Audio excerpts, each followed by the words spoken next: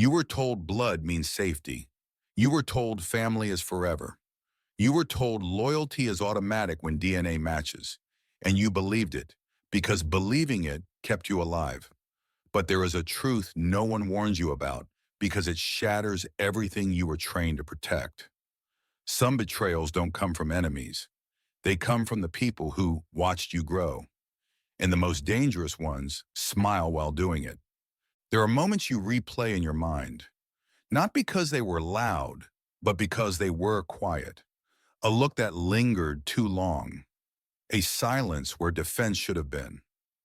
A story about you that somehow traveled faster than your own voice. You've carried this longer than you admit. And the reason it hurts isn't because you're weak. It's because you were loyal in a place that didn't deserve it. This is forbidden knowledge. Because once you see it, you can't unsee it.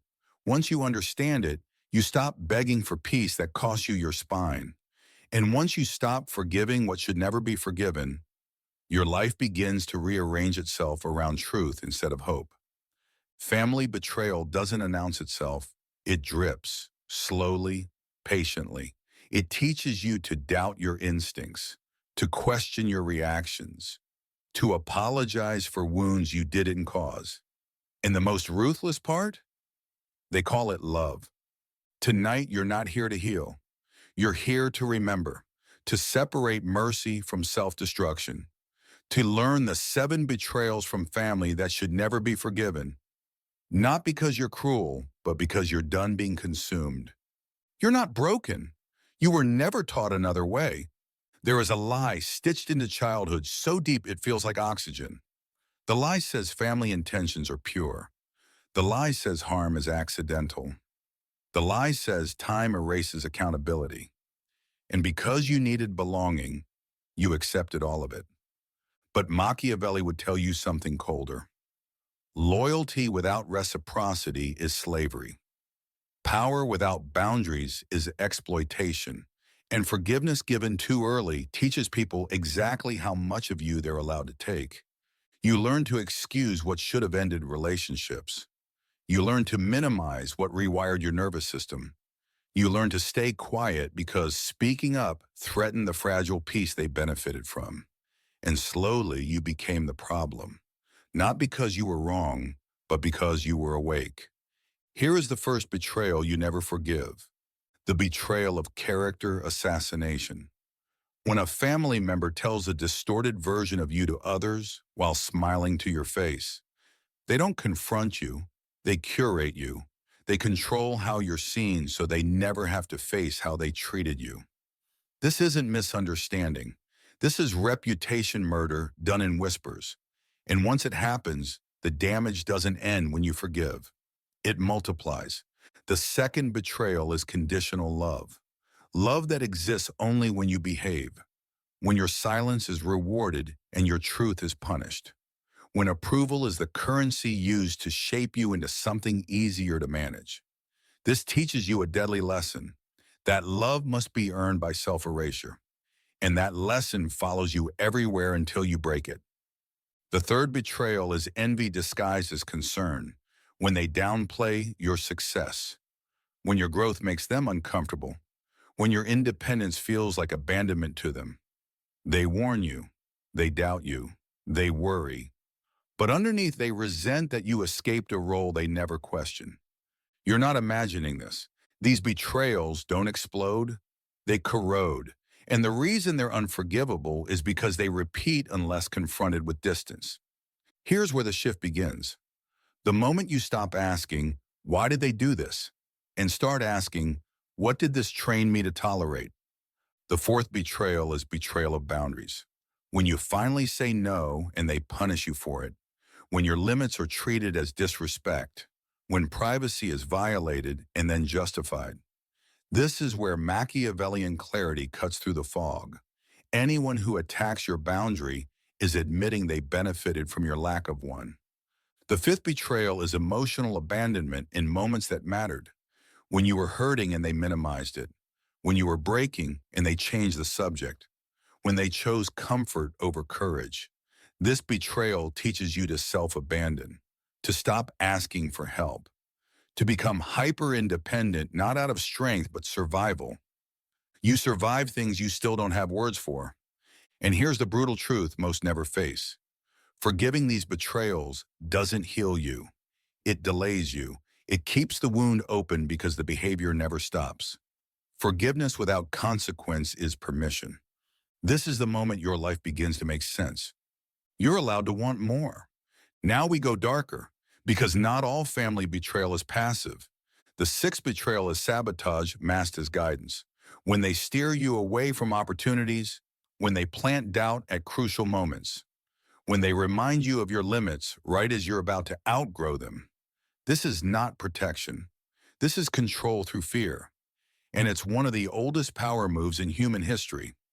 The seventh betrayal is using your vulnerability against you. When secrets become leverage, when your pain becomes a joke, when your honesty is stored and weaponized later. This is the betrayal Machiavelli warned rulers about most, because it proves the person was never safe. Here's the hidden threat beneath all seven. These betrayals don't just hurt you. They shape who you become if you keep forgiving them. They teach you to doubt clarity, to fear strength, to mistake endurance for virtue. And predators thrive on that confusion. But awareness is a weapon. Every predator has a predator. There is a quiet moment after recognition, a stillness where grief tries to disguise itself as guilt. You wonder if you're being harsh, if you're ungrateful, if cutting emotional access makes you cold. It doesn't. It makes you accurate. Reflect on this. Which betrayal did you excuse the longest? Which one trained you to stay small? Which one still echoes in how you choose partners, how you apologize, how you hesitate before speaking? If you're willing, leave a trace of that reflection behind, not for validation, for release. Some of you will want to stay, to keep listening, to keep learning how power really works beneath love stories and bloodlines. That choice is yours, quiet, intentional. It's okay to feel this. You remember the room where it happened, the way your chest tightened, the way your voice went quiet, the way you decided without words to survive instead of confront. You remember the object that holds the memory, a door, a table, a phone screen lighting up with a message that changed how you saw them forever. You feel the weight lift, not because you're numb, but because clarity has mass, and once it settles, it grounds you. Now, you don't owe forgiveness to people who never sought repair. You don't owe access to people who cost you your nervous system. You owe yourself precision. You owe yourself peace that doesn't require self-betrayal. You walk into the memory slowly now, not as the child, not as the one who needed permission, but as the one who finally sees the pattern. You feel the air change when you enter the room. The voices soften, the smiles tighten. You notice how your presence alters the rhythm. You always did. You just never knew why.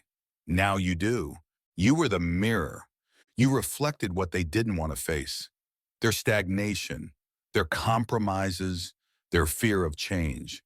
And instead of rising with you, they tried to keep you where they were most comfortable, below your own potential.